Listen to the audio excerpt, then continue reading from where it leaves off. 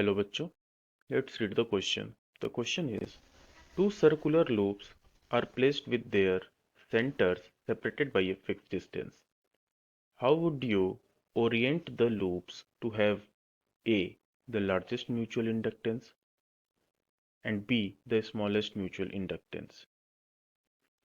Question में पूछ रहा है कि हमारे पास दो सर्कुलर लूप है, उन दोनों का ओरिएंटेशन कैसा होना चाहिए कि म्यूचुअल इंडक्टेंस की वैल्यू मैक्सिमम मिले और म्यूचुअल इंडक्टेंस की वैल्यू मिनिमम मिले।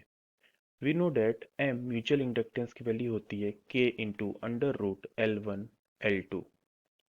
यहाँ पे एम है हमारा mutual inductance, L1 L2 self inductance है दोनों कॉइल्स का, और के हमारा कपलिंग कांस्टेंट है। तो हमारा ये के बताता है कि एम की वैल्यू कितनी होगी। कपलिंग कांस्टेंट का मतलब कि दोनों का ओरिएंटेशन हम कैसे रखें, और उस केस में दोनों के बीच में नंबर ऑफ फील्ड लाइंस कितनी एक लूप से दूसरे लूप में जा पा रही हैं। तो अगर हम को एक्सियली दो लूप्स को रख दे एट सम डिस्टेंस डी, तो इस केस में इसको हम कहेंगे प्राइमरी, इसको हम कहेंगे सेकेंडरी।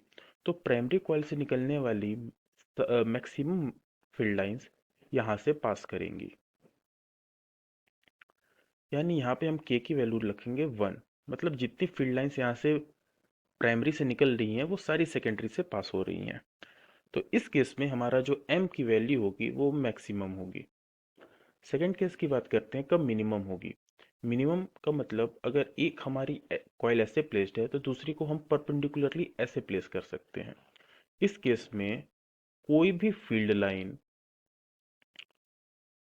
प्राइमरी की सेकेंडरी से पास नहीं होगी। इसमें हम के को 0 रखेंगे, मतलब कपलिंग कांस्टेंट 0 है और म्यूचुअल इंडक्टेंस की वैल्यू भी 0 हो जाएगी।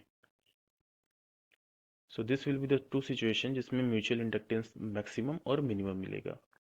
आई होप आपको समझ में आया होगा। All the best.